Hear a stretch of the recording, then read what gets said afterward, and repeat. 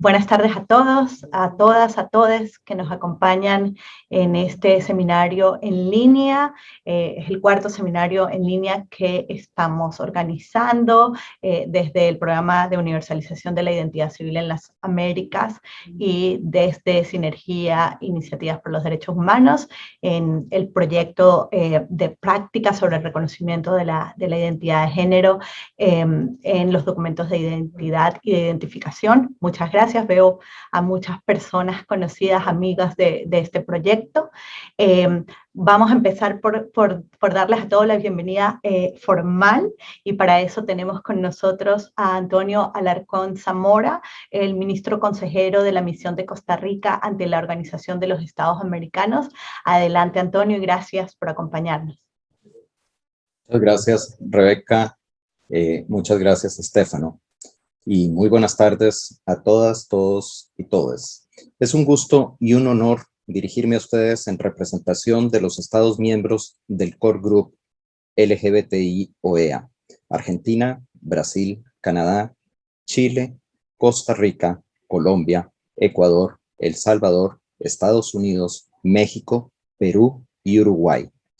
Agradecemos la invitación a este seminario, Reconocimiento de la Identidad de Género de las Personas Migrantes, Refugiadas y Solicitantes de Asilo, organizado por el Programa de Universalización de la Identidad Civil en las Américas del Departamento de la Gestión Pública Efectiva de la OEA y Sinergia Iniciativas para los Derechos Humanos, que recientemente ha firmado a nombre de la coalición LGBTI un acuerdo de cooperación con la Organización de los Estados Americanos. Asimismo, agradecemos a los panelistas Alex Pérez Álvarez, de Caribe Afirmativo Colombia, a Cristina Sousa Rodríguez, de ACNUR, a Fernando Ojeda, de Migración Diversa Chile, a Stacy Velázquez, de OTRANS, Organización Trans Reinas de la Noche, Guatemala. El programa, que se desarrolla desde el 2019, ha permitido intercambiar información y buenas prácticas en materia de reconocimiento de identidad de género en los registros civiles y los procesos de identificación, fortaleciendo las capacidades y prácticas de reconocimiento legal de la identidad de género autopercibida. Reconocemos los desafíos que representa la identificación de personas trans, migrantes, refugiadas y solicitantes de asilo, y subrayamos la necesidad de efectuar un trabajo hemisférico articulado entre los estados y con las instancias de la OEA, con la Comisión Interamericana de Derechos Humanos y con las organizaciones de la sociedad civil.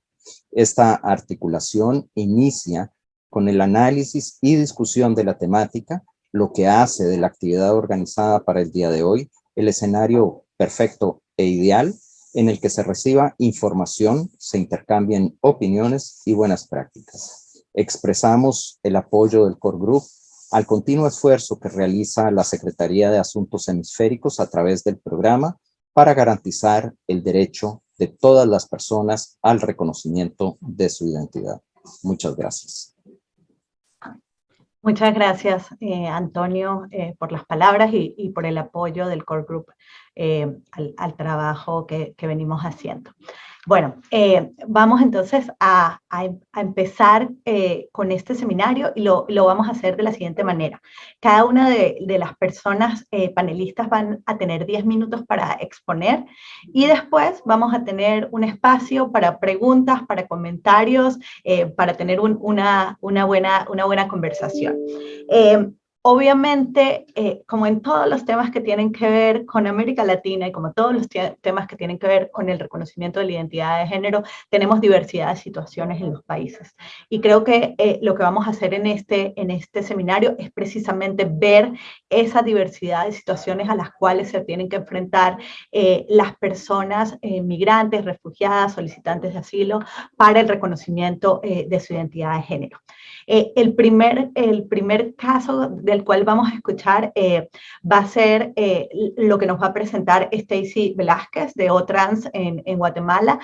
Y lo que vamos a tratar de pensar es una persona trans que busca el reconocimiento de su identidad de género puede estar en un país donde hay un procedimiento, donde hay una legislación o no.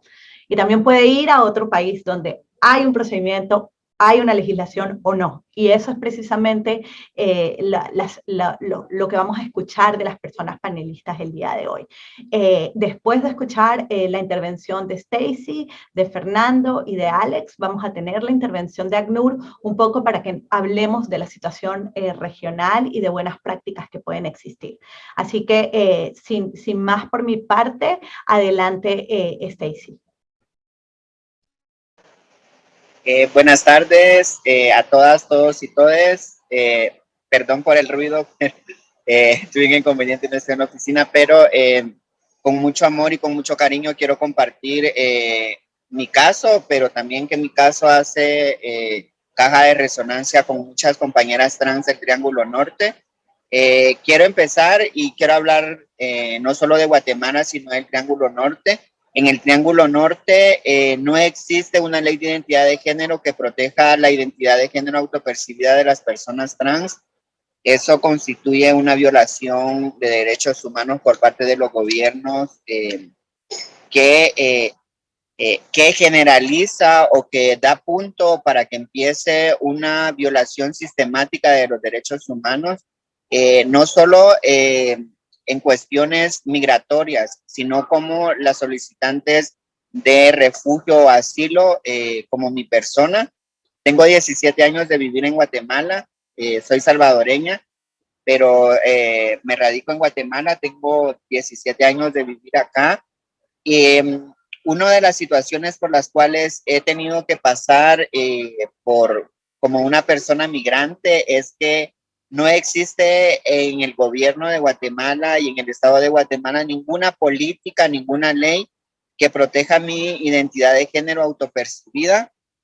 Y entonces esto me pone en una situación de desventaja, no solo ante la sociedad en general, sino también ante mis demás compañeros de la comunidad LGBT, puesto que a las personas trans, a las mujeres trans, se nos niegan muchas atenciones. Por ejemplo, cuando vamos a las entidades de gobierno, no existen manuales, políticas ni guías en los gobiernos para poder atender a personas migrantes con una identidad de género autopercibida.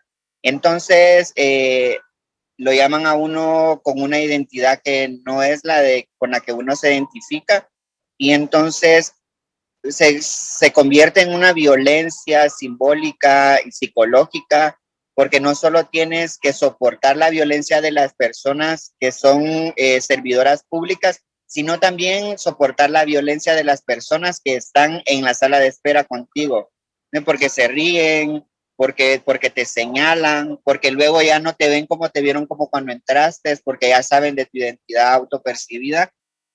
Entonces, los procesos se vuelven, muchas de las compañeras desisten de esos programas de asilo que promueven los gobiernos y el ACNUR. Debo decir hoy el labor importante que ha hecho ACNUR con los gobiernos, pero que hace falta mucho, ¿verdad? Por ejemplo, este tema de que los gobiernos, aunque trabajen a la par del ACNUR, no tienen esa sensibilidad para poder atender a las personas solicitantes de refugio y de asilo. Como solo tengo 10 minutos, quiero exponer mi caso. El día de hoy, 17 de febrero, y porque yo lo fui a solicitar, me entregan mi resolución de solicitud de refugiada. Me lo negaron. La resolución la hicieron Noé Velázquez. La resolución se emitió el 14 de diciembre del 2021 y yo estoy siendo notificada el 17 de febrero del 2022, un año después. Y esto de que el Departamento de Refugiados de Guatemala, el CONARE, tenía mi correo electrónico, no me nunca me contactaron por correo electrónico, tenían el número de teléfono de donde trabajo, nunca llamaron a mi trabajo. Una de las razones que dice aquí que me niegan el refugio es porque no presenté pruebas, nunca me llamaron para presentar pruebas de mi proceso. Entonces, los procesos que se están dando y con mujeres trans y aparte, y esta es una cuestión, y porque me lo dijo la persona que me atendió, que me dio la resolución, es que muchas compañeras trans se quedan ejerciendo el trabajo sexual. Entonces, si estas personas influyen para dar una resolución que salva la vida de las personas por su trabajo, creo de que ACNUR y las organizaciones de sociedad civil tenemos un gran trabajo que hacer con las oficinas de refugio y asilo de migración de los países, máximamente del Triángulo Norte, porque ahora en el Triángulo Norte no solo hay compañeras del Triángulo Norte, hay compañeras haitianas, hay compañeras cubanas y hay compañeras venezolanas. Entonces, en los 3 países sucede la misma situación. Y yo quiero decir esto, hay que hacer un monitoreo de a cuántas personas cisgénero les dan los refugios y asilos y a cuántas personas trans nos lo dan también o nos lo niegan, ¿verdad? Porque al final de cuentas hay una cuestión ahí muy estereotipada y creo de que por tu actividad laboral no te pueden negar un asilo o un refugio. Eso es por una situación. La otra situación es que entonces los países deberían de buscar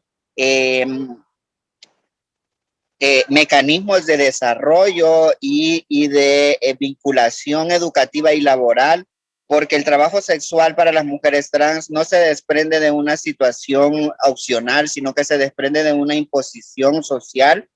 Y esto está en todos los informes que hemos hecho como Relactrans desde el 2000, desde principios del 2000 que hicimos La Noche es Otro País y hemos venido haciendo los informes de Basta de Genocidio Trans, Paren de Matarnos, No Morimos, Nos Matan, el último que hemos hecho 2021. Creo que ahí puede las instancias que hoy nos acompañan ver que la realidad de las mujeres trans no se desprende de una cuestión de opciones, sino de una imposición social que en el Triángulo Norte es cultural. La discriminación sistemática no solo por parte de la sociedad en general, sino que también por el Estado y el gobierno que no tiene esas políticas y no tiene estos mecanismos que resguarden a las personas y que se respete la identidad autopercibida, la identidad de género autopercibida de las personas solicitantes de asilo y refugio. Muchas gracias, cambio. Voy a apagar la cámara porque también ando un poquito bajo de batería, disculpen. Gracias, Stacy. Muchas gracias. Y obviamente la situación que plantea, sobre todo en el tema de la identificación de las personas, es que estamos hablando en el caso de Guatemala y de otros países del Triángulo Norte, precisamente de países donde no hay reconocimiento, procedimientos de reconocimiento de la identidad de género, aunque sí hay algunos avances en materia, por ejemplo, de la expresión de género en el documento de identidad y otros, ¿no? Ahora vamos a escuchar de Fernando Ojeda, que nos acompaña desde Chile en representación de Migración Diversa de Chile, y creo que es importante escuchar ahora la experiencia de Fernando, que viene de un país en el que no hay un procedimiento ni una ley de reconocimiento de la identidad de género, pero está en otro país, en Chile, donde hay una ley de reconocimiento de la identidad de género. Entonces, va a ser muy importante ver qué pasa en ese proceso. Adelante, Fernando, gracias. Hola, buenas tardes. Gracias, Rebeca, al programa, a las compañeras de Sinergia y a todos los presentes por estar acá. Bueno, quiero mostrar un poco esta polera que cargo puesta que dice Identidad Sin Fronteras, que define un poco mi lucha personal, que se ha vuelto un poco colectiva. Como bien el preámbulo que dio Rebeca, soy una persona trans, migrante, llegué a Chile hace 6 años y quisiera compartir en estos 10 minutitos un poco mi experiencia como personal y como activista además, porque pertenezco a una pequeña organización de migrantes. No sé si me podrían permitir compartir una pequeña presentación, Adelante. si me permiten compartir pantalla.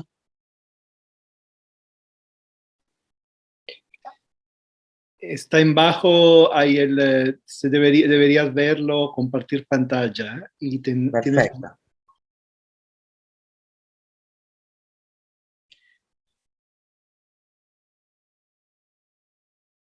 Bien.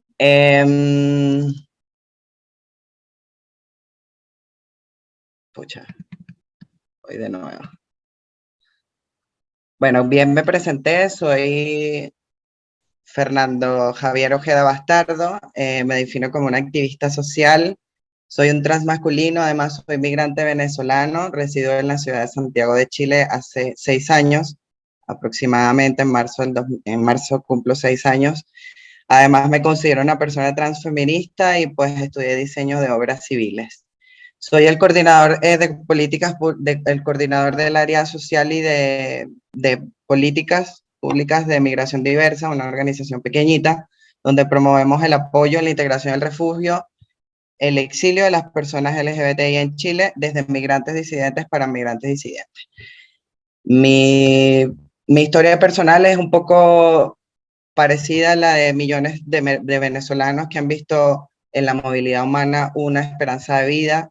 A diferencia de quizás el gran grupo de venezolanos, yo soy una persona trans. Cuando me encontré en Venezuela siendo trans, encontré que el camino era quizás un poco más difícil que en otros territorios, pues en el año en el que me percibí trans, en el año 2014, la crisis humanitaria en Venezuela era grave, la obtención de hormonas era muy difícil, acceder además a derechos de identidad de género era estaba completamente fuera del alcance político del panorama y era difícil para mí pensarme como trans en Venezuela. Por lo tanto, quizás a diferencia de muchos de mis compatriotas ahora, migré en avión un poco privilegiado, pero la crisis humanitaria del 2014 llevó a que mi movilidad trans fuese la opción para vivir. Yo migré sin redes de apoyo, por lo tanto no sabía lo que era ser trans, me lo imaginé en mi cabeza. En Venezuela el contexto de ser trans es un contexto bastante complejo, socialmente hablando, económicamente hablando, desde muchas latitudes, y pues además frente a todas las violaciones de derechos humanos que ocurren en el país, ponerlo trans también es súper difícil que comprenda. Y uno siente finalmente una inutilidad frente a eso. Al llegar a Chile, pues pude comenzar a construir mis redes de apoyo, pero finalmente el que migra deja todo en su país y este proceso de desarraigo es tan fuerte siendo trans que la identidad uno necesita construirla y arraigarla pronto, porque si no, la revictimización de la vulnerabilidad o uno entra en un círculo de revictimización muy constante. Así llegué a Chile, pero bueno, comencé mi lucha sin ley de identidad de género. En el año en que llegué no había ley de identidad de género. Estaba en discusión en el Congreso y afortunadamente llegué en una buena red de apoyo. Conocí a una organización que se llama OT de Chile, Organizando Transdiversidades, y ahí pude conocer el trabajo que se estaba haciendo legislativo respecto a la ley. Pude hacer un poco de incidencia personal con mis compañeros activistas, diciéndole que pues de alguna manera debían existir las personas migrantes dentro de la ley, y así quedó estipulado en la ley. Lo que no sabíamos era que la ley tenía letras chicas en los reglamentos. Es decir, la ley 21.120 establece que el derecho para las personas migrantes establece requisitos que desde mi punto de vista no son administrativos. Por lo tanto, prela un poco el derecho a la identidad. ¿Qué quiero decir con esto? Que para poder acceder al cambio de sexo y nombre según la ley 21.120 en Chile, debo primero tener permanencia definitiva, lo que es un trámite que demora actualmente más de 5 años de permanencia, si logras acreditarla. Y luego debes esperar un proceso más aproximadamente de 90 días, pero además te piden que debes inscribir tu acta de nacimiento apostillada. En esa práctica Chile me recibió bien porque yo obtuve mi permanencia definitiva muy rápido y afortunadamente la crisis migratoria no tocó mi flujo de papeles, pero el problema en el que me encuentro actualmente es en que no poseo el acta de nacimiento apostillada y esto prela un derecho. Porque en Venezuela no existen sistemas de identificación que puedan ayudarme a acceder a esto de manera eficaz o eficiente o como cualquier persona accedería. Nací en el año 89 en Venezuela, por lo que se me complica un poco acceder a una apostilla digital, por lo que debo acceder antes a un proceso de legalización que me implica un costo quizá un poco de coima o de extras legales que no están estipulados en la ley para poder hacer mover mis papeles dentro de la ciudad donde nací. Además, debo traer esa acta legalizada para poder apostillarla o bien apostillarla en Venezuela, lo que también implica otro trámite burocrático. Esto me ha hecho vivir una interseccionalidad de ser trans y ser migrante, a pesar de que tengo otros derechos, incluso la opción de poder ser nacionalizado en Chile, pero sin derecho a la identidad, porque sin la apostilla no puedo acceder al derecho a la identidad. Lo que me ha hecho vivir distintas circunstancias de discriminación difíciles de confrontar, ha afectado mucho mi salud mental. La última fue en una clínica de salud y pues en vista de esto me convertí en activista y empecé a ver el panorama un poco más amplio y a ver un poco de que no era la única persona con este problema, además de que las personas con visados temporales no pueden acceder a esto. Creo que existen posibles soluciones de las que nosotros podíamos hablar, de las que no son tan difíciles administrativamente hablando, si hablamos de registros civiles, de funcionarios que están prestos para mejorar el sistema de identificación de nuestros estados. Primero, creo que el albergue debe ser con identidad de género. Para el reconocimiento, bien lo dijo la compañera Stacy, el reconocimiento del refugio, asilo político, debe venir con la identidad de género. No creo que sea un proceso difícil consultarle a las personas solicitantes de asilo, refugio y los distintos instrumentos de protección internacional si tienen identidad de género. Además, necesitamos estados que reconozcan a las personas migrantes con su identidad de género, es decir, a las personas que hacen sus procesos de visado de la misma forma, así como nos consultan qué estudiamos, dónde estudiamos, cuántas horas estudiamos, si somos profesionales o si venimos a estudiar, también que nos consulten si tenemos identidad de género, para que así en un país, para que así los casos como el mío, que no tenemos reconocimiento en Venezuela, no caigamos en este proceso burocrático. Aumentar la conciencia sobre ser migrantes y ser trans creemos que es importante, sobre todo en todos los sistemas de identificación, porque se mezcla la interseccionalidad y la vulnerabilidad y a veces la empatía es necesaria. Por eso creemos que hay que aumentar la conciencia. Crear muchas redes de apoyo, sobre todo libres de odio y de discriminación, y levantar datos reales, porque la verdad yo empecé con una persona y ahora estoy al margen de muchas personas transmigrantes que incluso fuera de Chile están presentando la misma cantidad de burocracia para poder acceder a su identidad de género. Mi solución a mi caso particular, pues lo llevé a una denuncia pública que llevó a un caso viral en redes sociales, recibí apoyo de varias activistas, formamos una organización y llevamos adelante una solicitud. Hace aproximadamente 10 meses fuimos al registro civil solicitando una respuesta respecto a mi caso.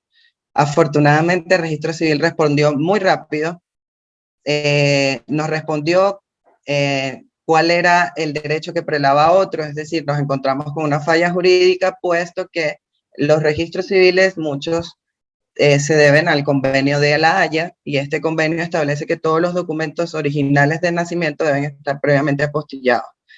Y esto impide que yo pueda acceder al derecho a la identidad. Lo que nos dio el camino jurídico, que es el que llevamos actualmente, introdujimos un recurso de protección para que el Estado de Chile encuentre en cualquier otro documento la oportunidad de poder identificar mi nacimiento, o no sé qué es lo que necesitan rectificar, porque finalmente ahí no entiendo cómo es el proceso, porque no nací acá. Entonces, estamos buscando la manera de que el Estado y la jurisprudencia creen algún instrumento para que podamos acceder al derecho a través de otro documento y además permitirle a otras personas que también tienen esta misma dificultad acceder a este documento. Acceder al derecho sobre todo de lo que es vivir en un país que todas las personas trans pueden ir con 2 testigos y rápidamente en 30 minutos acceder al cambio de sexo y nombre, pero que para las personas migrantes que cada día crecen más en este país es más complejo. Ese es mi caso, particularmente además pues llevo un poco de tiempo compartiendo casos de personas refugiadas también que vienen a Chile con la esperanza de poder acceder al derecho a la identidad y además a otros acompañamientos. Y bueno, agradecido de poder estar acá, de la escucha, quedo atento a cualquier duda, cualquier feedback, y muchas gracias Rebeca, muchas gracias a todos por la atención y quedo atento. Muchas gracias, Fernando. Yo creo que es muy interesante lo que planteas, porque además, incluso en los países que ya tienen una ley de identidad de género, incluso en los países que tienen procedimientos, obviamente cuando esos procedimientos se ponen en práctica, empezamos a encontrar cuáles de repente son los vacíos que existen en los procedimientos, y allí es donde entramos como instituciones y en el caso de nosotros como aliados de esas instituciones para tratar de mejorar esas leyes o esos procedimientos y encontrar esas salidas para garantizar precisamente el derecho a la identidad de todas las personas. Así que yo creo que de manera técnica yo tendría muchas preguntas que hacerte, que podemos hablar después. A mí me alegra mucho escuchar que dices el Registro Civil de Chile me dio una respuesta rápida, ¿no? Basado en lo que puede decirte el registro civil, pero creo que es muy importante porque es el papel que los registros civiles pueden cumplir en la búsqueda de respuestas para todas las personas, ¿no? Bueno, ahora le vamos a dar la palabra a Alex Pérez Álvarez, de Caribe Afirmativo en Colombia. Adelante, Alex. Hola, un saludo muy cordial y afectuoso para todas, todes y todos, panelistas, y a ustedes, Estefano, y compañeras, por invitarnos a este espacio. Yo quiero empezar planteando un asunto, y es que voy a hablar un poco desde un lugar de la reflexión investigativa que Caribe Afirmativo, como organización de la sociedad civil, ha venido realizando en el área de movilidad humana y en temas de movilidad humana desde hace aproximadamente 7 años, que fue que empezamos un poco a acercarnos a este, digamos, fenómeno y campo problemático como tal que ha afectado directamente a personas LGBT en Colombia y con algunos acercamientos con otras organizaciones en América Latina. Nosotros somos una organización de la sociedad civil que promueve la defensa de los derechos humanos, una perspectiva de diversidad sexual y de género en el Caribe colombiano. Y desde ahí un poco hemos venido acercándonos a una reflexión, una investigación cualitativa, de acercamientos un poco de caracterización de condiciones de vida de personas, sobre todo LGBT migrantes, pero pues en el día de hoy vamos a hablar un poco en una perspectiva más de la identidad de género. Para comenzar, yo siento que hay un asunto histórico, y es que la población trans en Colombia no sigue constante, no cuenta con el amparo que le permita, digamos, ejercer unos derechos de manera tácita. Digamos, su ciudadanía sigue siendo de segundo plano, y las luchas por el reconocimiento de las personas trans de su identidad de género, a pesar un poco de que la Corte Constitucional, quien es garante de hacer cumplir la Constitución, ha hecho avances muy significativos en el reconocimiento de obstáculos con los cuales, digamos, han aparecido una serie de sentencias que permiten el reconocimiento, en primer lugar, de la identidad de género como un derecho, y algunos procedimientos que le permiten, por ejemplo, a las personas hacer un cambio en su documentación de su sexo y género, atención hormonal, etcétera, etcétera. En Colombia aún no existe una ley de identidad de género y existe una distancia enorme entre lo consagrado en los derechos y las prácticas sociales. Es decir, nuestro Estado colombiano sigue siendo, además de patriarcal, un Estado que sigue pensando en una óptica binaria. Y yo creo que ese pensamiento binario es un asunto que implica reflexionar. Y es que somos una sociedad que piensa en un orden eminentemente lineal. Se es blanco, se es negro, se es hombre, se es mujer. cualquier otra opción que aparezca por ahí en esa lógica binaria empieza a ser, digamos, problemática y empieza a ser concebida como amenazante. En ese orden de ideas, si hay unos procesos históricos de exclusión hacia personas trans, estos procesos tienden a agudizarse y a maximizarse cuando además aparece lo que Fernando situaba como esa interseccionalidad entre ser una persona trans y una persona migrante. Ahí empieza, digamos, un continuum de violencias desde donde nosotros y nosotras en Caribe Afirmativo hemos venido como generando una serie de reflexiones. El primer escenario responde a una investigación que nosotros desarrollamos en el que encontrábamos que un elemento fundamental en este proceso de migración y de movilidad humana es el vivir en una incertidumbre permanente y el tener que vivir desafiando la incertidumbre.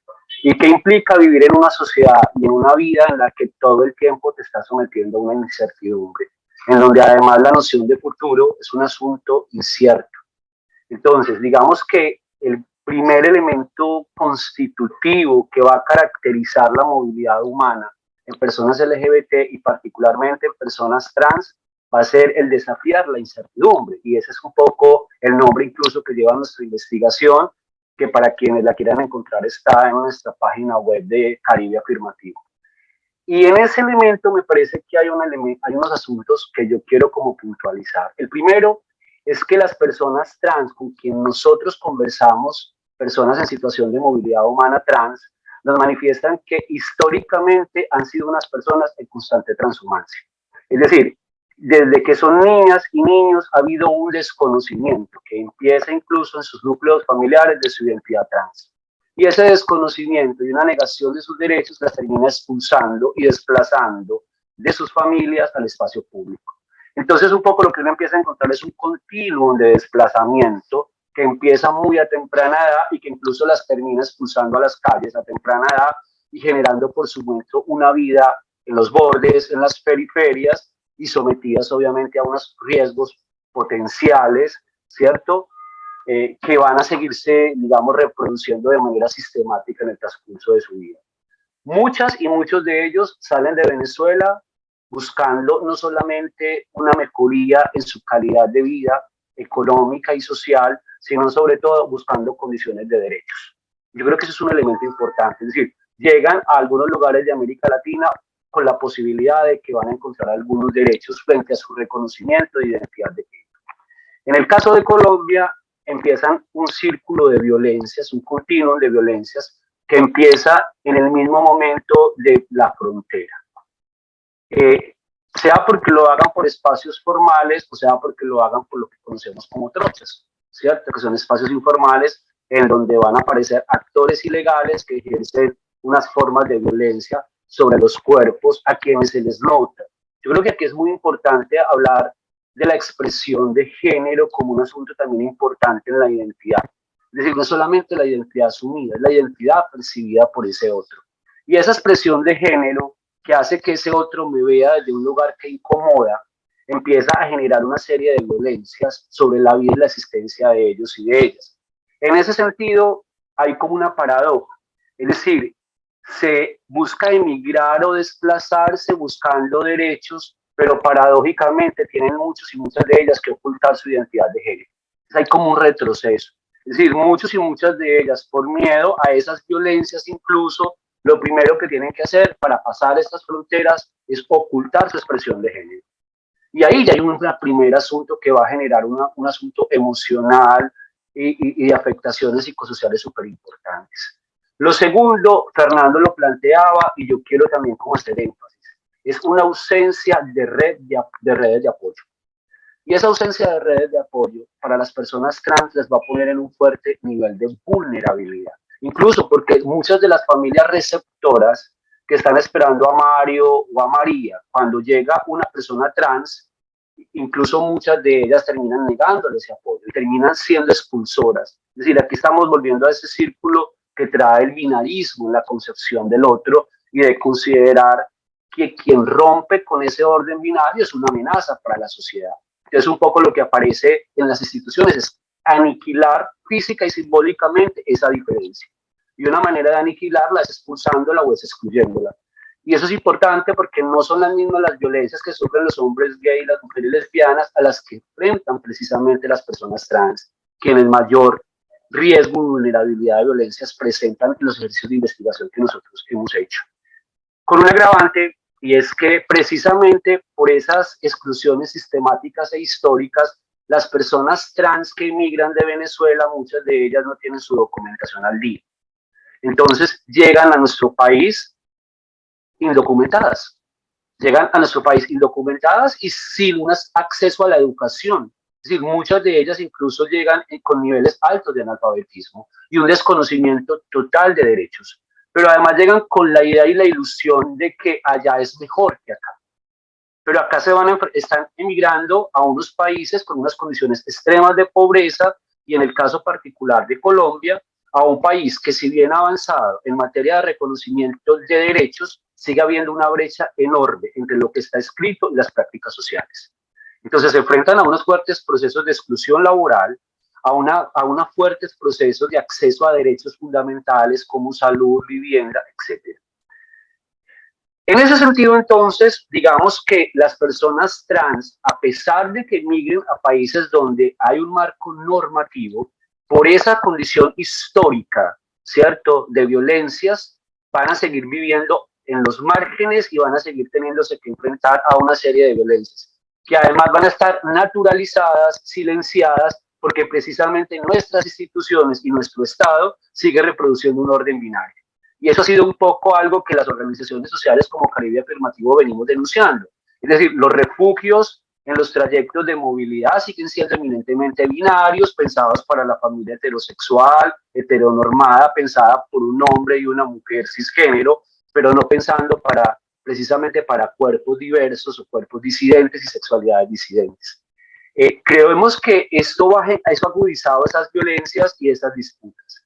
Muchas de las personas trans que llegan, y voy a hablar particularmente de mujeres trans, precisamente, ante la imposibilidad de insertarse a los espacios de sociabilidad y de la sociedad, terminan, digamos, conquistando territorios de sobrevivencia y de lucha en las ciudades y en los pueblos de Colombia. Y eso es una realidad que también nosotros hemos visto en otros lugares de América Latina. Y hablo concretamente desde prácticas vinculadas al trabajo sexual, a la explotación sexual comercial en espacios públicos, donde además entran a tener disputas con mujeres transnacionales, porque es que además son esos espacios con los que históricamente las han condenado. Es decir, vienen a disputar espacios de marginalidad, porque los espacios de marginalidad terminan siendo los únicos lugares posibles de sobrevivencia para muchas y muchos de ellos. Y ahí incluso entonces la xenofobia no viene solamente desde una sociedad, sino que la xenofobia más el prejuicio social y sexual se va incluso a reproducir en las mismas comunidades LGBT, que empiezan a tener una disputa por estos territorios. Otro elemento que yo quiero como puntualizar es el tema de el no reconocimiento de las personas trans por su ausencia de documentación, que es recurrente en muchos y muchas de ellas, porque no tienen su DNI venezolano, porque no tienen su pasaporte, porque no tienen una red de apoyo que les ayude a poder acceder a su documentación, las pone en otro riesgo de vulnerabilidad, y es que no se les reconoce su identidad, sino que lo que hace la policía o la fuerza pública es que las criminaliza. Creen que están suplantando un alias, ¿cierto? Que están suplantando una identidad. Y eso es un asunto muy grave que se viene presentando en territorios de frontera. Y eso precisamente lo que nos vuelve a plantear es esa negación del Estado, precisamente, y de los funcionarios del Estado, del reconocimiento de esa identidad de género. Es decir, el cuerpo de mujeres y hombres trans sigue siendo amenazante para el status quo de un Estado eminentemente heteronormativo y patriarcal. Entonces, para ir cerrando por el asunto del tiempo, nosotros hemos encontrado barreras enormes. Uno, por supuesto, en el acceso a la documentación. Y eso de entrada ya las pone en un lugar de extrema vulnerabilidad y de vivir constantemente en la periferia y en el ocultamiento. Dos, el ocultamiento de su expresión y de su identidad de género, incluso su devolución.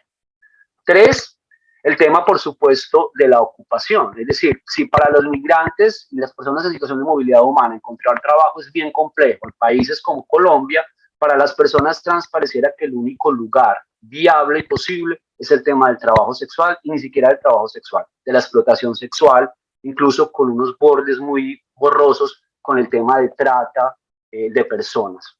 Y lo tercero es el tema del acceso a la salud, es decir, aquí entonces tienen que suspender procesos de hormonización, algunas personas que llegan con VIH, el tema de retrovirales se vuelve un karma prácticamente para muchas de ellas. Y yo creo que un punto muy grave es el tema del derecho a la vivienda. Es decir, si las personas en situación de movilidad humana tienen una disputa enorme para encontrar un lugar donde vivir en estos espacios, las personas trans se enfrentan a esa triple discriminación y entonces vienen a ser explotadas por procesos de subarrendatarios, de trata, vinculadas a ese derecho. Es decir, yo le permito que usted viva aquí siempre y cuando usted se someta a este tipo de condicionamiento, si se quiere. Entonces, en últimas, lo que nosotros hemos encontrado es una fuerte disputa por el espacio público, por el territorio, por luchas de sobrevivencia, y eso es una cadena de violencias que parte precisamente del no reconocimiento de esa identidad de género, que tiene que ver con la omisión, ¿cierto?, del Estado frente a un montón de acciones y de sus funcionarios, que tienen una serie de prejuicios que, independientemente de que existan las normas, priman en muchos de ellos y ellas una serie de prejuicios que señalan y aniquilan precisamente eso que consideran una amenaza para el orden social. Nosotros ahí nos hemos planteado una serie de desafíos. Uno de ellos, por supuesto, es el activismo jurídico fuerte de vigilancia permanente y de exigibilidad de derechos, pero el otro es un tema de pedagogía, de fortalecimiento de redes de trabajo, de procesos de cooperación y de pedagogía constante y permanente con diferentes actores y sectores de la sociedad. Es como nuestra apuesta, y sin desconocer que hay un asunto aquí vital que tenemos como compromiso el Estado y la sociedad, que es el tema de la asistencia humanitaria. Y creo que además la pandemia agudizó esas condiciones de violencia y de pobreza, de marginación y de exclusión en muchos de ellos y ellas, que creo que nos pone en un asunto incluso de hambre, de que muchas de ellas han estado en condición de calle, en situación de calle, y creo que nos pone de desafío no solamente un ejercicio político y pedagógico, sino de desafío un ejercicio humanitario, concreto y materializado incluso en satisfacción de necesidades básicas insatisfechas. Dejo ahí. Muchísimas gracias. Gracias, Alex. Estoy como choqueada, porque obviamente escuchar lo que cuentas, lo que cuentas con datos, es muy fuerte. Yo creo que desde este programa siempre hemos pensado que lo más importante es el derecho a la identidad para todos, para todas las personas. En eso trabajamos todos los días. Y uno de los temas siempre es el hablar de la capacitación y la sensibilización en todas las temáticas, ¿no? Y como todas las personas funcionarias públicas, no solamente del registro civil, sino de todas las instituciones públicas, tienen que estar siempre en un constante esfuerzo de sensibilización y de capacitación para tratar a la persona que viene a buscar cualquier servicio de la mejor manera. Y yo espero que este espacio precisamente sea un granito de arena en eso, en que todos tratemos de sensibilizarnos y de capacitarnos poco a poco para ver de qué manera podemos traer soluciones, así sean pequeñas y en nuestro pequeño ámbito. Vamos a pasar ahora a escuchar a Cristina Souza, que está aquí en representación del Alto Comisionado de las Naciones Unidas para los Refugiados, y que nos va a hablar un poco del panorama de la región y de algunas prácticas implementadas por ACNUR. Adelante, Cristina, gracias.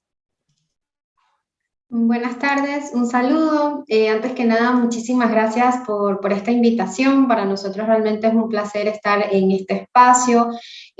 Muchas gracias a todos los panelistas que me precedieron. La verdad es que estos espacios enriquecen realmente con las distintas experiencias que las organizaciones, las personas de interés y demás que luchan y las personas activistas desarrollan, ¿no? Nosotros pues venimos más que todo a hablar un poco de lo que identificamos en la región, algunas recomendaciones, aprovechando pues la presencia no solamente de personas de sociedad civil, sino también de personas de los registros, de cómo vemos, ¿verdad?, de esas expectativas para mejorar, porque pues como muy bien dijo Stacy en su intervención, perdón que llegué tarde, antes de eso 1000 disculpas, tuve un problema técnico grande, realmente pues si bien hay mucho trabajo que se ha hecho, todavía falta muchísimo por hacer, y escucharlos a ustedes y tener estos espacios, y luego en la etapa de comentarios y preguntas es que nos retroalimentamos para poder ir mejorando cada día.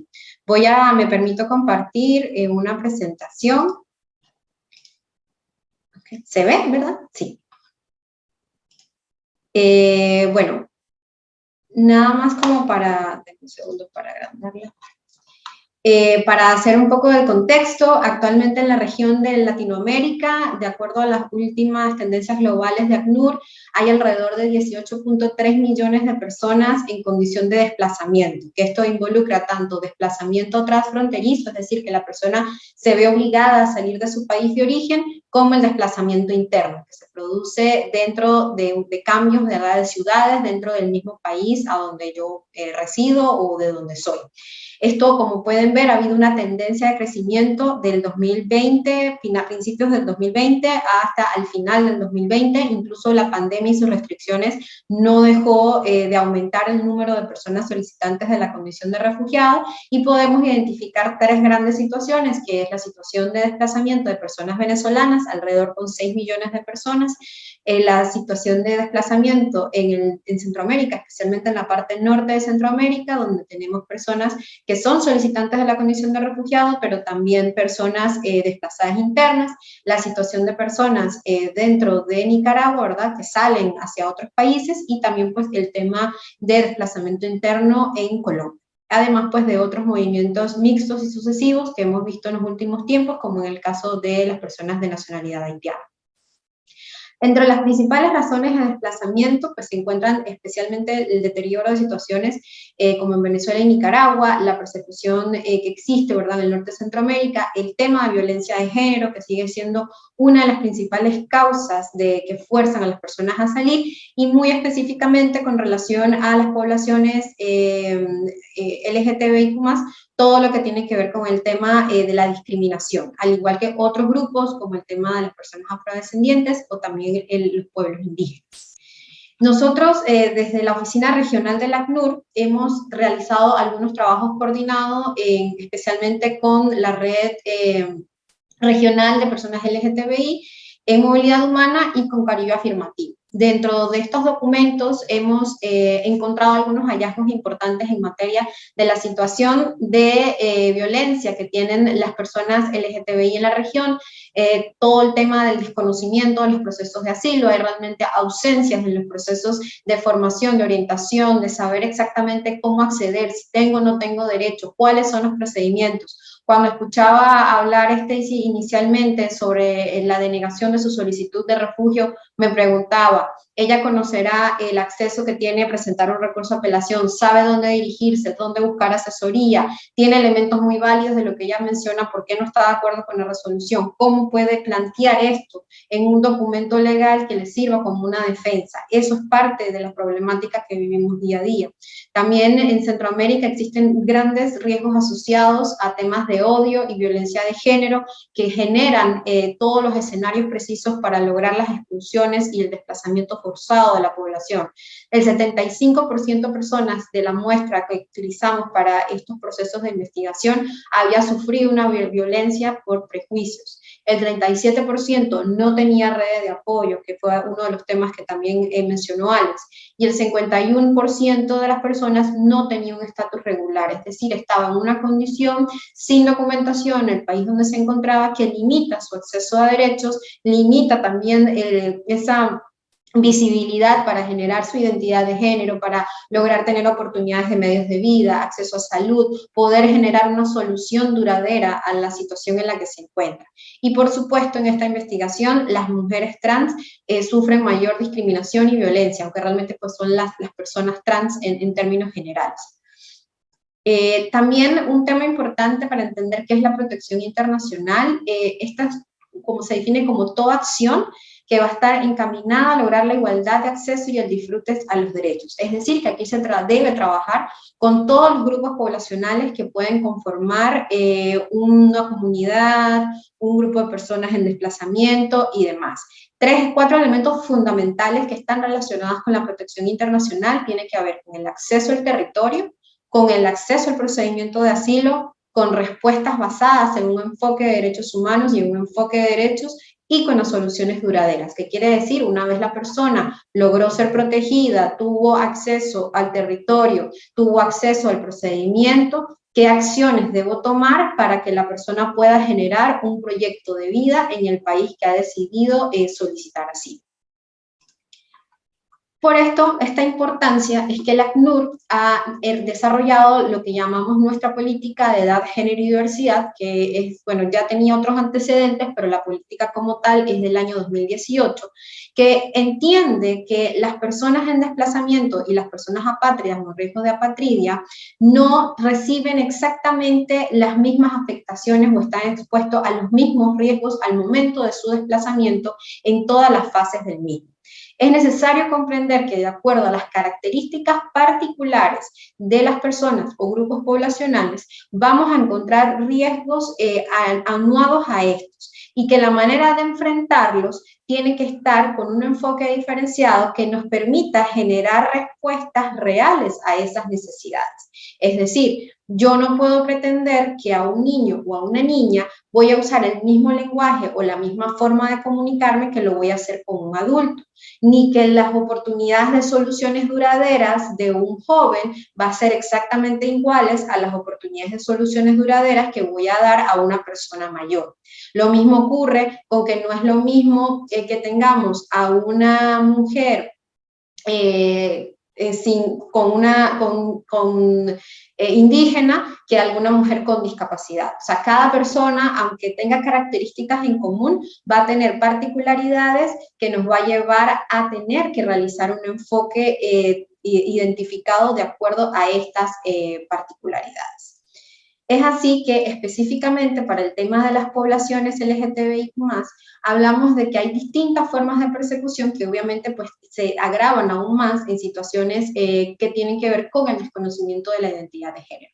Entre algunas de estas podemos hablar como formas de que hayan torturas, violencias, ¿verdad? Psicológicas, físicas, sexuales, también el entorno de la familia y la comunidad, que es la desaprobación, el ostracismo, que la persona sufre en no poder vivir de la forma en que así lo desea, leyes penalizantes que puede ocurrir en algunos contextos, el oscurantismo, que es la incapacidad de poder ser abiertamente quien queremos ser de acuerdo a nuestra identidad, expresar nuestra identidad, que obviamente va a tener un impacto profundo en la parte psicológica y hasta física de las personas y todas aquellas medidas discriminatorias. Estas son formas de persecución que las personas que alguna vez han experimentado las mismas a razón de su expresión de género, pueden solicitar condición de refugio basados en la protección que existe sobre esta temática.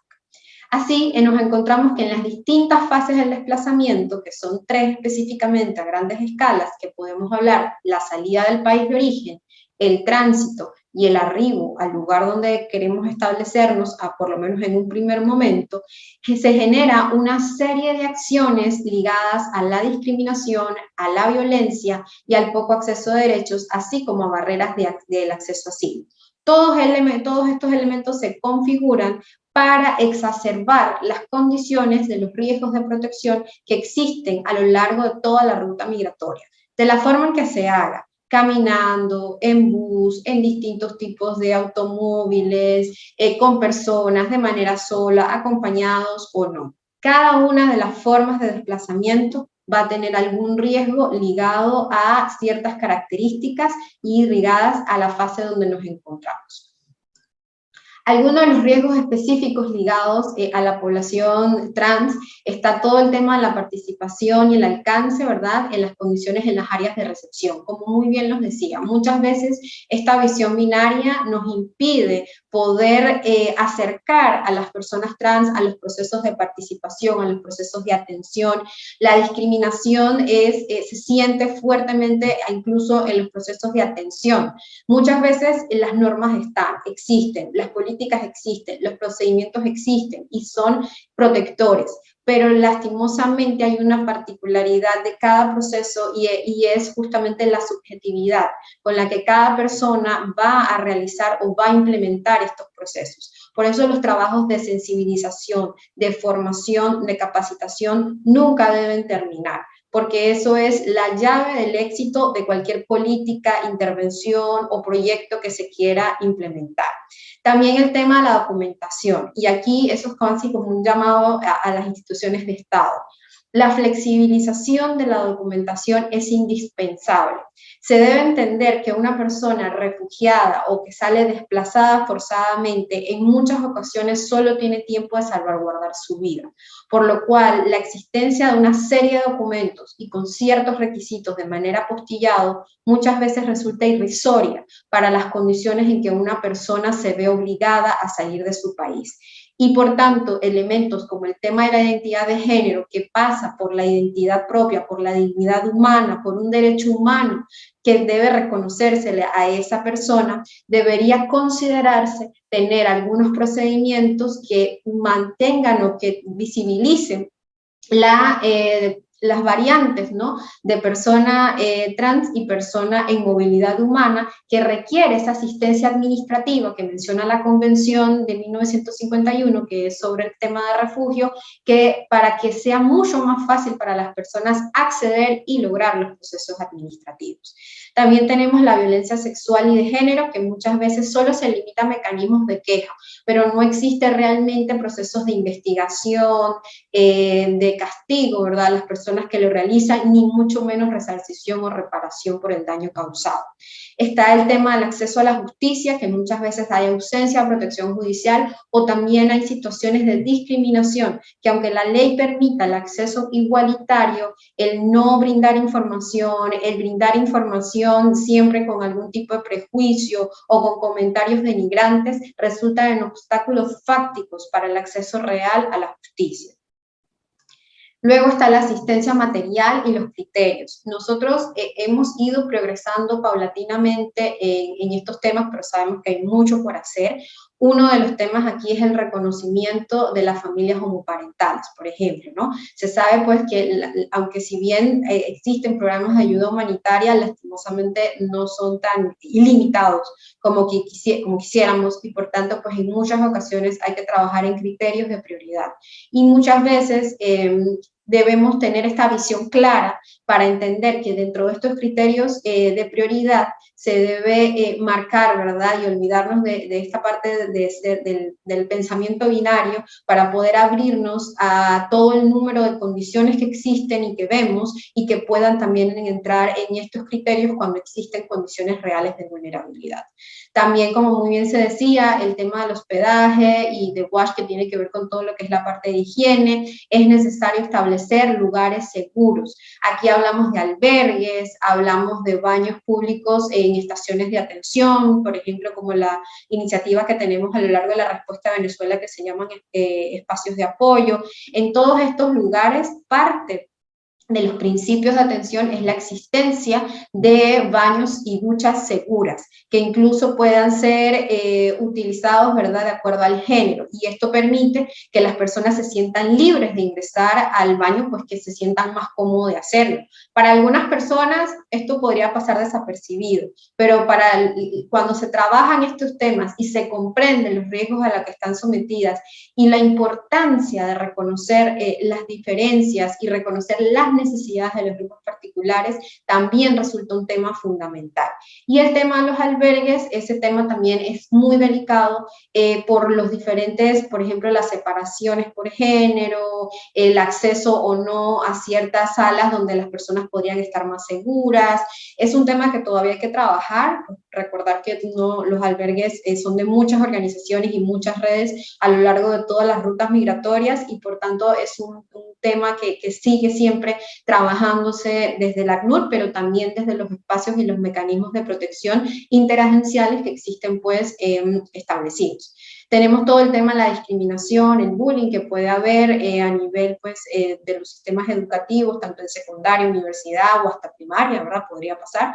También los de medios de vida, la explotación, la trata y la violencia, como ya muy bien lo mencionaron, y todo el tema de la salud, ¿no? Del acceso a la atención, a tratamientos médicos correspondientes y demás, sin ningún tipo de discriminación, y tomando en consideraciones aquellos que deben ser dados por los estados a razón pues de un tema de salud pública y de necesidad, ¿no? De derechos humanos.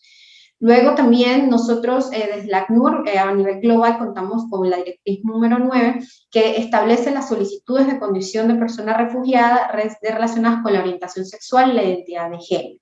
Aquí se reconoce que existe una situación de persecución particular, explica cuáles son los nexos causales, es decir, por qué razón yo puedo buscar, bajo qué causal de la que establece el concepto de persona refugiada, yo podría eventualmente solicitar una condición de refugiado si realmente he sufrido alguna persecución a razón de mi orientación sexual o por mi identidad de género.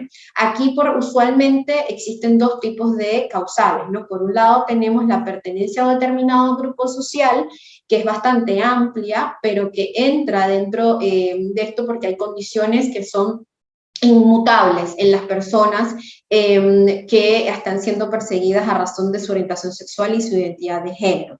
Y también en algunos países, por ejemplo Costa Rica, se ha desarrollado la causal de género, sobre la cual la persona, pues si ha sido perseguido por alguna de estas dos razones, podría eventualmente solicitar la condición de persona refugiada bajo la misma. También esta directriz establece algunos mecanismos de atención diferenciada que deben tomar en cuenta las personas funcionarias encargadas pues de realizar el proceso a las personas solicitantes. Entre estas tenemos el uso adecuado de la terminología, es decir, que para esto tenemos que hacer un proceso de formación previa para tener el conocimiento suficiente de poder utilizarla de la manera correcta. También el nombre y el pronombre que la persona desea ser identificada, más allá de mis prejuicios personales, lo importante es que la persona entienda que el proceso es de ella, y para eso debo identificarla en la manera en que realmente quiere ser identificado. Luego, reconocer a las familias diversas, como les decía, aquí se aplica por muchos temas, no solo para el tema de las asistencias, sino todo el tema de reunificaciones familiares y extensión de la condición de persona refugiada. También practicar principios como la universalidad, la confidencialidad, la empatía, el respeto y la activa escucha. Indagar sobre las necesidades inmediatas y urgentes, y esto es fundamental, porque nos permite generar espacios protectores. Luego, evitar juicios de valor o acciones de revictimización, llevar a cabo procesos de identificación y derivación segura, y reconocer el rol activo que tiene la persona en la creación de sus planes de acción. Es decir, no todo depende de lo que yo pueda hacer, sino que la persona tiene para aportar, y sus ideas son necesarias y fundamentales para brindar la ayuda que realmente se acople a sus necesidades. Aquí tenemos, este es como el camino normal, la persona ingresa al territorio, este es como el camino deseado, la persona ingresa al territorio, solicita la condición de persona refugiada, posteriormente, teniendo esta documentación, tiene acceso a medios de vida, a una vivienda, a la salud, y por último, desearíamos que todos pudieran tener acceso a la nacionalidad, ¿verdad? Que es la última solución duradera cuando la persona ya ha estado varios años, dependiendo de las legislaciones, como persona refugiada, y pues se considera que la solución máxima podría ser la naturalización en el estado que lo ha acogido. Para lograr todas estas cosas, que sería el camino óptimo de una persona solicitante de refugio, necesitamos un trabajo coordinado. De nada nos funciona fortalecer los espacios migratorios de solicitud de la persona refugiada para el reconocimiento de la identidad de género, para obtener una documentación que le permita visibilizarlo y tener acceso a derechos, si al final la persona solo queda en este camino. Necesitamos que una vez estas entidades migratorias están fortalecidas, formadas y sensibilizadas, tengamos también este mismo trabajo con toda la parte del registro que posteriormente podría generar estas soluciones duraderas con el mismo reconocimiento de la identidad de género que se pudo haber logrado en los procesos migratorios. Esto nos lleva a un trabajo de sensibilización, a un trabajo de abogacía e incidencia y, por supuesto, al tema de la flexibilización de documentación.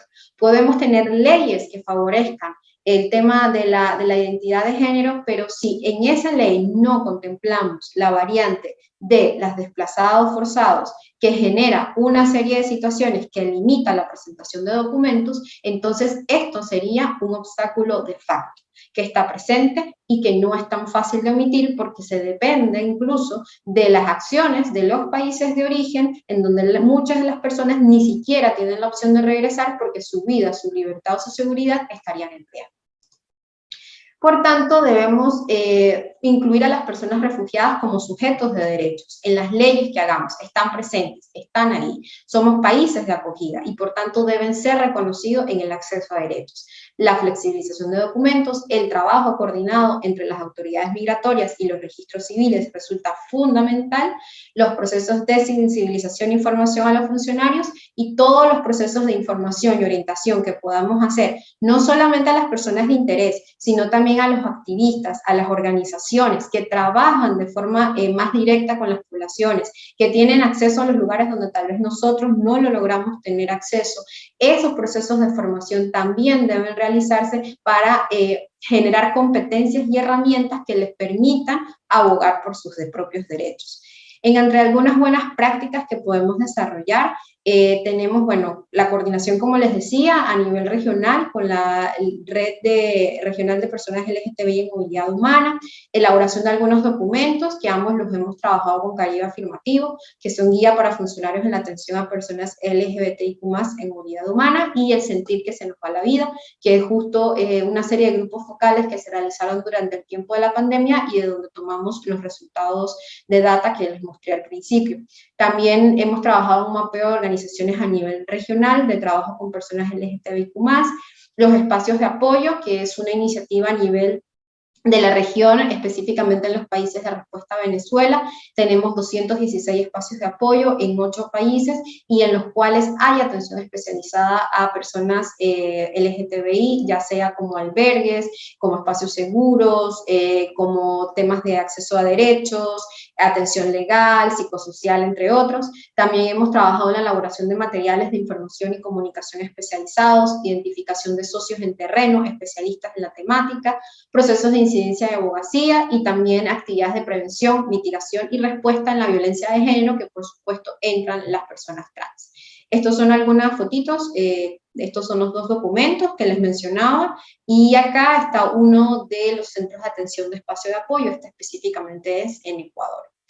Bueno, esto sería todo, muchas gracias y quedamos abiertos a sus preguntas.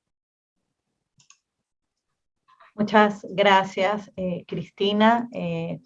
Creo que es muy importante para quienes puedan utilizar estas herramientas y conocer estas herramientas que ACNUR tiene y también el trabajo que está haciendo con organizaciones como Caribe Afirmativo, por ejemplo. Vamos a abrir el espacio para preguntas y comentarios. Yo quiero, antes de eso, solo agradecer muy brevemente en dos sentidos. Uno, este proyecto tiene el financiamiento de la Agencia Española de Cooperación Internacional para el Desarrollo y gracias a ESID, porque nos ha permitido desde el 2019 trabajar en esta temática y tener todos estos espacios de aprendizaje y de diálogo. Y el segundo es que entre las 106 personas que están conectadas, hay varias personas que forman parte del grupo asesor del proyecto proyecto, que incluye a personas de la sociedad civil, del Sistema Interamericano de Derechos Humanos y de registros civiles. Y son precisamente estas personas, partes del grupo asesor del proyecto, quienes nos dan las temáticas que consideran importantes que discutamos en estos seminarios en línea que hemos tenido. Así que este seminario en parte surge del grupo asesor que nos dice deberíamos hablar sobre esto y deberíamos discutir sobre esto. Así que muchas gracias a todas las personas, partes del grupo asesor que nos están acompañando hoy. Ya pasando de ahí, abro el espacio para quien tenga alguna pregunta. No sé si lo quieren hacer mandándonoslas por aquí. A ver, aquí tengo algo de Verónica. Dice, hemos aprendido mucho sobre las dificultades de conseguir documentación de las personas transmigrantes y solicitantes de refugio y asilo, sobre todo documentación de sus países de origen. En algunos casos, como Colombia, se logró durante un tiempo eliminar los requisitos de la apostilla para personas de Venezuela, para solicitar algunos trámites relacionados con migración y registro civil.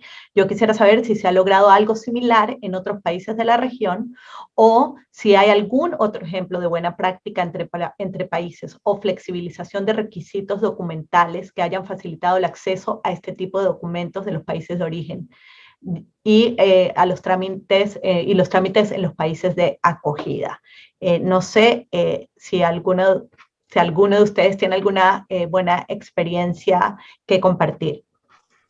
Bueno, ahí nada más para aportar algo, desde, al menos en la respuesta a Venezuela, que se ha logrado un poco más por el proceso de Quito, ¿no? Que es un proceso que une a los estados, pues casi todos los estados, incluyendo estados incluso de la región de Centroamérica, no necesariamente de solo Suramérica, y a través de las diferentes reuniones y los procesos de Quito y las declaraciones, se ha logrado justamente este tema de la flexibilización de documentación. Ahora bien, estos procesos de flexibilización de documentación en algunos países fueron medidas de carácter extraordinario, o sea, como por ejemplo para lograr el acceso a la condición de asilo, para lograr acceso a la educación, en algunos se han mantenido más, ¿verdad? Por ejemplo, Costa Rica tiene una buena práctica en cuanto al tema de la flexibilización de la documentación. Sin embargo, sería interesante un poco más verlo para los registros civiles, ¿no? Eso ya es otro tema, porque como hablamos, se entiende de que se flexibiliza para que la persona pueda regularizarse, pero llegamos hasta el proceso de la solicitud de refugio. La persona, una vez es refugiada, entonces sentimos que cumplimos con esa flexibilización. Pero como yo les decía en la presentación, ¿qué pasa con esa solución duradera que queremos? La persona, en realidad, buscamos que algún día deje de ser persona refugiada para convertirse en una persona nacional de ese país, que pueda tener un estatus pues todavía mucho más formal, ¿no? Y más permanente en el tiempo, con una serie de derechos aún mayores. Entonces yo creo que por ahí también va el tema de la flexibilización. Llegamos a una etapa, pero ¿cómo hacemos para fortalecer la etapa que nos falta para lograr esa solución duradera? Gracias, Cristina. Antonio. Muchas gracias, Rebeca. Brevemente, y agradecemos muchísimo a Cristina la mención del caso de Costa Rica, y en este momento pues hablo más bien en mi capacidad nacional. En cuanto al reconocimiento a identidad de género en documentos oficiales, Costa Rica desde junio del 2018 reconoce por parte del gobierno la identidad de género de las personas mediante la adecuación del nombre, la imagen y la referencia al sexo o género de la persona en todo tipo de documentación, registro y trámite que genere la administración pública. Esto evidentemente ha abierto una serie de desafíos institucionales en materia de capacitación y sensibilización por parte de los servidores públicos. Asimismo, también se cuenta con el reconocimiento de la identidad de género en el documento de identidad para personas extranjeras, denominado DIMEX, que consideramos de gran importancia porque en el documento migratorio se pueden modificar la referencia al género consignada en el documento de identidad, incluyendo los casos en los cuales la persona no se incluya dentro del binario femenino-masculino, sin objeción o validación alguna por parte del personal de la Dirección General de Migración y Extranjería. Y finalmente quería comentarles que respecto al reconocimiento de derechos migratorios para parejas binacionales, se trabaja en un decreto ejecutivo denominado Reglamento para el reconocimiento de derechos migratorios a parejas del mismo sexo, que tiene por objeto regular el reconocimiento de los derechos migratorios por parte de la Dirección General de Migración y Extranjería derivados de las uniones conformadas por parejas del mismo sexo en dos casos. El primero de ellos, cuando exista la constancia de una unión reconocida en el extranjero como matrimonio, y la segunda, cuando se compruebe la existencia de una unión de hecho o de cualquier otra figura civil entre personas del mismo sexo que hayan legalmente sido reconocidas en el extranjero. Con esos comentarios, pues quisiera nada más reafirmar el compromiso que tiene Costa Rica en esta materia y que continuamos trabajando, aunque los retos y los desafíos que enfrentamos continúan siendo enormes. Muchas gracias, Rebeca.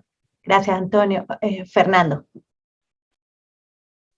Sí, bueno, en el caso particular de Chile, los únicos tipos de documentos que han sido como que han tratado de ayudar un poco a la población, particularmente venezolana, han sido los documentos con respecto a expedición de pasaportes, la fecha de expedición, han permitido que a los venezolanos se les extienda el tiempo de usar los pasaportes, actas de nacimiento, apostillas, o sea que no tienen fecha de vencimiento, pero siguen solicitando documentación, en muchos casos para muchas personas venezolanas complejas. Del resto no tenemos conocimiento, al menos yo, que haya alguna adecuación, por ejemplo, con respecto a apostillas o legalización. De hecho, hasta la homologación de títulos está un poco compleja para las personas acá en Chile, porque no existe ese tipo de política. Hace un poco de más o menos 3 años. Gracias, Fernando. Ana Carolina Vieira Ribeiro nos había levantado la mano. A ver, sí, ahí creo que puedes hablar. Hola, buenas tardes. ¿Me escuchan? Sí, adelante. Sí, gracias. Me gustaría mucho compartir la experiencia de Brasil, que es una de la cual nos orgullamos bastante. El año pasado, yo y mi compañera, que acá está en la reunión también, logramos implementar un sistema, un procedimiento específico para solicitantes LGBTI de refugio en Brasil, ¿no? Hicimos una capacitación con todo el equipo de CONARE en Brasil para explicarles un poco sobre identidad de género, sobre orientación sexual, sobre las sensibilidades que se envuelven. Y a partir de eso creamos un formulario simplificado y un estudio de país de origen, ¿no? Un COI específico, donde a partir de ese momento no se cuestiona más orientación sexual o identidad de género. Tratamos la identidad de la persona por lo que es, ¿no? Es la identidad de hecho y no lo que está a veces registrado en su documento civil de nacimiento. Aún, claro, hay mucho que evoluir porque no sabemos con mucha seguridad los datos de los solicitantes, porque ni siempre la persona se identifica como LGBTI más durante la solicitación, ¿no? En el formulario de solicitación de refugio aún no tenemos identidad de género o orientación sexual, pero tenemos estos datos durante la entrevista. En el formulario ya se incluye el nombre social y la identidad de la persona, en caso sea una identidad trans, y el nombre social es el que va indicado para la preparación del documento provisorio de registro migratorio en Brasil al momento el documento permanente, en verdad, ¿no? De registro migratorio en Brasil al momento del reconocimiento de su situación de refugio. Me parece que viendo la experiencia de los compañeros. En el caso de Venezuela, tenemos un procedimiento simplificado porque tratamos los casos de Venezuela a partir de la Convención de Cartagena y no de la Convención de 1951 apenas, pero ya anoté y mucho me interesa ver cómo podemos facilitar esos procedimientos una vez la persona acá quiera inserir, readecuar, ¿no?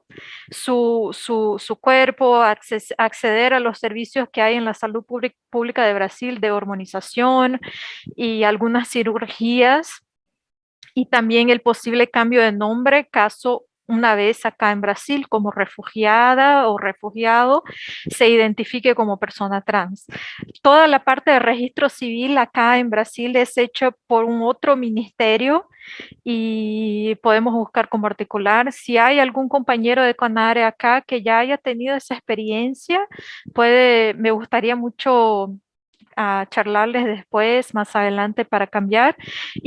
Y si a alguien interesa también el levantamiento de informaciones y el procedimiento modelo que ya tenemos para solicitantes LGBTI, también nos encantaría compartir, ¿no? Tenemos un levantamiento muy detallado de todos los países que ya tienen prácticas de criminalizar las identidades y las orientaciones no normativas y no heteronormativas de género y orientaciones sexuales, y cómo hicimos también acá para capacitar a nuestros profesionales para que ya no se cuestione y bueno, hemos tenido un logro muy grande con eso y nos orgullamos mucho y nos quedamos a disposición para aprender y también para compartir nuestras experiencias. Gracias. Gracias, Ana Carolina. Yo soy la primera que quiero estar en contacto contigo porque la información de Brasil es muy importante y creo que a través del programa y del trabajo que estamos haciendo podemos compartirla con toda nuestra red, así que yo soy la primera que quiere conversar contigo. ¿Alguna otra pregunta o comentario de las personas participantes? Hola, no me sale Stacy. la opción de levantar la mano, perdón. Yo sí quisiera hablar y digamos, quisiera recalcar de que las mujeres trans somos una brecha de trabajo para ACNUR, para los institutos de migración de los estados miembros del sistema interamericano. Las mujeres trans somos una brecha urgente, nos están desplazando, nos están haciendo migrar forzadamente porque no tenemos oportunidades. Entonces, solicitarles también que el ACNUR también dentro de su agenda incluya el tema de impulsar leyes de identidad de género en los países, que las organizaciones con las que hacen trabajo, pues también impulsen estas leyes. Muchas organizaciones son lideradas por hombres gay, pero creo que también pueden ser unos muy buenos aliados para el trabajo que hace ACNUR. Muchas gracias, solo quería decir esto, agradecer a PUICA por la invitación, a Sinergia por organizar todo esto, invitarme como panelista, y pues también a los panelistas agradecerles mucho, he aprendido mucho. La última intervención de la compañera de Brasil me llena de esperanza porque mi denegación de refugio, mi negación de refugio justamente dice que está basado en el Estatuto de 1961 y no en el de Cartagena, ¿verdad? Entonces, por ahí sí tengo una esperanza. Muchas gracias, me ha servido mucho también a mí este webinar, este seminario, y solo quería recalcar este cambio. Gracias. Gracias. Yo quería hacerle una pregunta general a todas las personas panelistas y es, ¿cuál creen ustedes que es la recomendación más clara o importante que ustedes les pueden dar a las personas funcionarias de registro civil que tenemos aquí? Que tenemos una cantidad de personas funcionarias que están aquí, que pueden convertirse en aliados, aliades para trabajar en esta temática.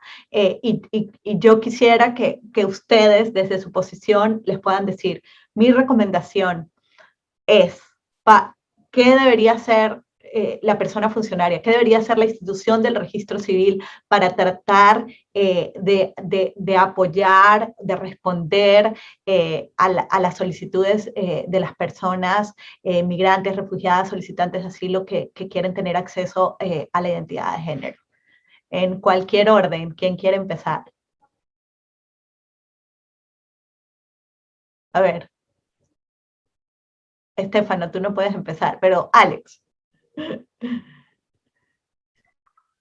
No, yo creería que hay un asunto fundamental y que tiene que ver con empatía, o sea, no perder la empatía. Es el lugar de pensarse desde el otro y desde esas realidades vividas por un otro y una otra.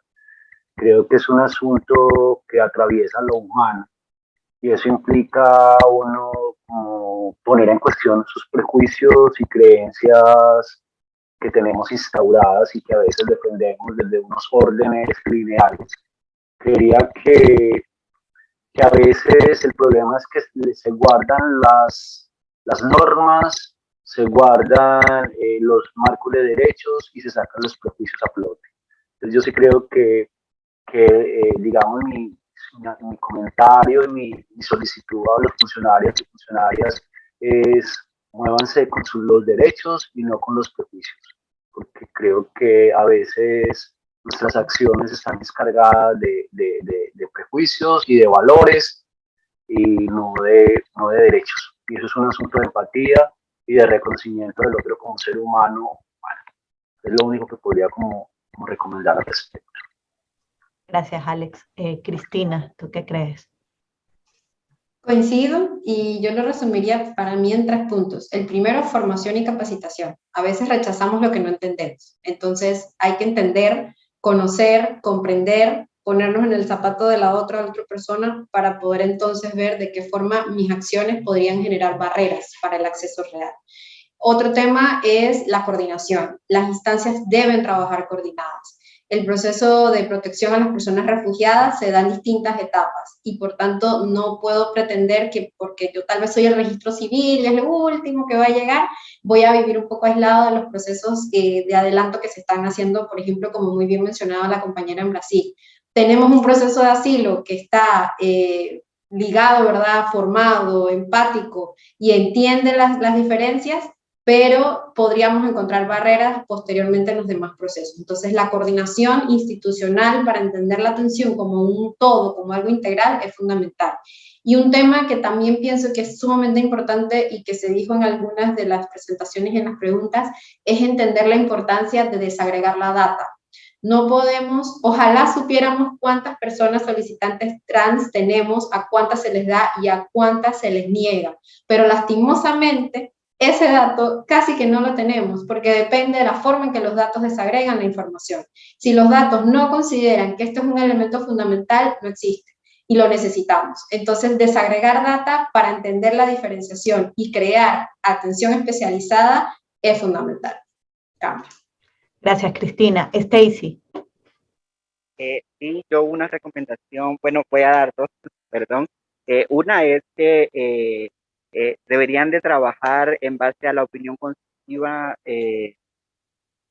OC 2417 de la Corte Interamericana, invitarlos a que sea adoptada en los institutos de migración, porque ahí hay mucho en lo que pueden trabajar basado en el respeto de la identidad de género autopercibida. Y lo segundo es el trato digno. El trato digno creo que es algo en lo que se debe de trabajar en estas instancias. Pues de mi parte esa es una pequeña. Gracias, Stacy. Fernando. Bueno, yo los datos técnicos les agradezco a las personas. Yo la verdad les voy a dar palabras humanas. Las funcionarias de registradores civiles son quienes coordinan, protegen y generan la identidad del país. No tengan miedo de integrar a las personas trans lo más rápido posible a la identidad que tiene el país y el Estado que ha. Y eso no significa que necesariamente tienen que ir a las leyes. Eso comienza con un trato digno, con el respeto por el género, con olvidar un poco el binarismo a la hora de atender frente a las personas y también entender que los sistemas de identificación de cada país son distintos y no todas las personas migrantes y refugiadas podemos comprenderlos y tenemos un proceso de adecuación que además del proceso de desarraigo debemos aprender. Y siendo persona trans también quisiera quitarnos un poco la mirada de no olvidando los dolores que padecemos como población, pero también dándonos la mirada digna de ser humanos y que merecemos ser identificadas, estar en la data, conocer, como dice la compañera Cristina, dónde estamos, quiénes somos y eso en general.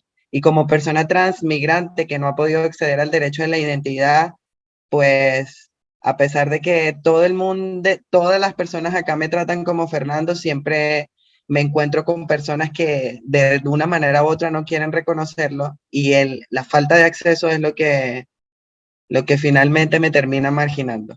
Y es trabajo de todos evitar que sigamos marginadas en general, sobre todo en algo tan íntimo como es la identidad de un país, la identidad en general. Y la identidad de género para las personas migrantes es la salvación. Para mí, como para Stacy, migrar es salvarnos la vida, poder vivir siendo trans y tener otra barrera en el país a donde llegamos es complejo. Así que, como también dijo Alex, mucha empatía y mucha humanidad a su trabajo siempre. Gracias, Fernando. Antes de dar las palabras a la embajadora Carmen Montón, que está con nosotros, Stefano, y después cerraríamos. Muchísimas gracias, Rebeca. Bueno, yo escuchando, bueno, no soy panelista, pero me se ocurre una propuesta que quizás es para seguir esta colaboración entre Sinergia y Puica y la extendería también al comité asesor. A mí me se ocurre como justamente las últimas recomendaciones que recibimos de Fernando, Stacy y Alex, y también en lo que comentaba Cristina. La verdad que me se ocurrió esta idea mientras hablaba Cristina. Yo creo que sería interesante, precisamente el tema de la dignidad, de la empatía, sería interesante que en el marco de este proyecto pudiéramos elaborar líneas guías no solamente técnicas y formales, sino precisamente en la línea de lo que comentaba Cristina, que ACNUR tiene, líneas guías para funcionarias de registros civiles para poder comunicar con personas trans. Entonces, ¿cuál sería la manera de aprovecharse a personas trans? O sea, y quizás como algo que puedan asumir todos los registros civiles a nivel nacional y después a nivel local, para que las personas trans, que sea refugiado, que sea la persona trans de su propio país, que se acerca, o una persona gay, lesbiana también, que se acerca a la oficina de registro civil, sepa que en esa oficina hay personas que tienen ese buen trato de empatía y de comprensión. Precisamente lo que decía Cristina, que cuando se procesa una solicitud, se está sirviendo a la persona solicitante. No es entonces un tema de sí mismo, sino el otra persona. Eso me gustaría poderlo discutir y proponer como otro producto de este proyecto muy importante. Gracias, Stefano. Es bueno que Stefano está proponiendo esto aquí donde estamos todos en cámara. Pero gracias. Obviamente son ideas para considerar. Ojalá podamos seguir sacando buenos productos del proyecto. En el chat yo voy a poner algunos documentos. Hemos hecho varias publicaciones, un compendio de prácticas. Ya alguien puso el compendio de prácticas de México que publicamos hace poco. Hay mucha información del proyecto, la voy a poner en el chat para aquellos que quieran y aquellas que quieran tener acceso al mismo. Por mi parte, muchas gracias por parte de la OEA y de Sinergia, hablo a nombre de ambos, muchas gracias, pero para dar las palabras de cierre, quiero invitar a la embajadora Carmen Montón Jiménez, que ya lo veo hoy conectada, espero que la embajadora nos esté escuchando, la embajadora es la observadora permanente de España ante la OEA, y como les decía antes del inicio del ciclo de comentarios, de preguntas, este proyecto lo hemos podido implementar gracias al apoyo de la Agencia Española de Cooperación Internacional para el Desarrollo desde el 2019. Sin el apoyo de España a más de 10 años de proyectos de PUICA, no podríamos estar sentados aquí. Así que muchas gracias, embajadora, por acompañarnos. Adelante. Muchas gracias y buenas tardes. Buenas tardes, Rebeca. Quiero extender también un caluroso y afectuoso saludo a los panelistas. Me ha parecido muy interesante todas las contribuciones que han ido realizando a lo largo de esta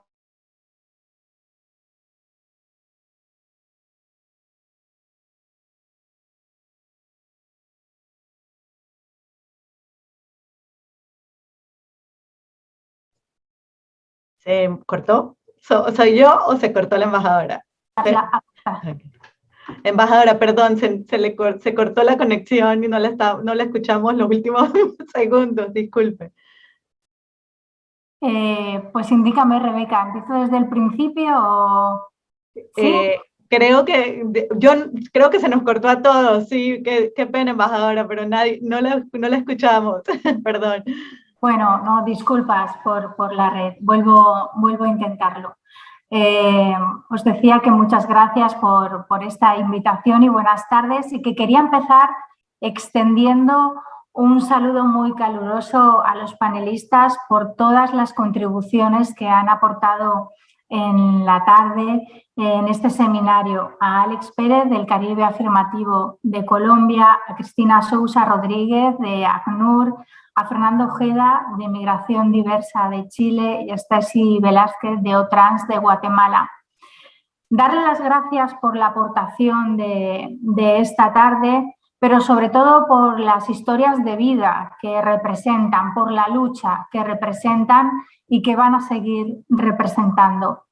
También quiero saludar y dar las gracias por esta invitación de hoy a la directora del departamento, a María Fernanda Fernández Trigo, a María Fernanda Trigo, perdón, que siempre nos invita a compartir estos momentos y a sumar los esfuerzos, unos esfuerzos en los que España quiere estar muy presente y ser parte de los avances. Y también a la embajadora Alejandra Solano, que es representante permanente de Costa Rica, coordinadora del grupo LGTBI, y a toda la misión de Costa Rica, y hacer este saludo especialmente hoy porque sé que es un día complicado para ella. Y, cómo no, a todas las personas que han estado siguiendo tan atentamente este seminario desde las redes sociales, unas redes sociales que nos permiten traspasar fronteras y llegar a todos los rincones donde haya una inquietud por defender la diversidad, la igualdad y la inclusión en nuestras sociedades. Y también tan solo quiero aportar un par de ideas, que este seminario web organizado por el Departamento para la Gestión Pública Efectiva sobre el reconocimiento a la identidad de género de las personas migrantes, refugiadas y solicitantes de asilo es un instrumento muy valioso para seguir construyendo una sociedad más inclusiva y justa sin discriminación, porque de eso se trata. Y que España quiere impulsar la agenda de la inclusión, del respeto y de la igualdad, tanto dentro como fuera de nuestras fronteras. A Rebeca, que es la Agencia de Cooperación Española, hemos financiado el programa de fortalecimiento de acceso de las instituciones de registro civil a conocimientos y buenas prácticas para el reconocimiento de la identidad de género autopercibida en los documentos de identidad por 2 años consecutivos. Este programa consideramos que ha impactado positivamente en la región, pero no es un punto final, tiene que ser la apertura de un proceso de transformación hacia mayores cotas de igualdad y de respeto por la diversidad y por las personas transexuales. Esta acción, desde el punto de vista de España, se enmarca en el ámbito del respeto a los derechos humanos, con respeto a la diversidad y a la dignidad de todas las personas. Para mí es un verdadero orgullo que me hayáis invitado a participar en esta clausura y me llena de emoción traer al recuerdo y poder compartir junto a todos y todas ustedes una parte de mi memoria personal, como digo en estas palabras finales de clausura. Tuve el honor en España en 2007 de ser la ponente de la Ley de Identidad de Género española, que en aquel momento fue pionera y una de las más avanzadas del mundo. Y hoy ha pasado mucho tiempo, pero las fuerzas por combatir la injusticia y la desigualdad son exactamente las mismas. Así que esa misma fuerza es la que quiero que reciban de España, esa voluntad, ese compromiso que responde a una profunda convicción por los derechos, por la defensa de los derechos civiles y humanos, que es donde se enmarca la identidad de género. Así que, sin más, darles la enhorabuena por su trabajo cotidiano, diario, incansable, ejemplar, y decirles que siguen contando con España para seguir avanzando. Muchas gracias. Gracias, embajadora. Gracias a todas, a todos, a todes por estar con nosotros. Esperamos verlos pronto en otro espacio y en este espacio. Cuídense mucho, muchas gracias. Adiós. Muchas gracias.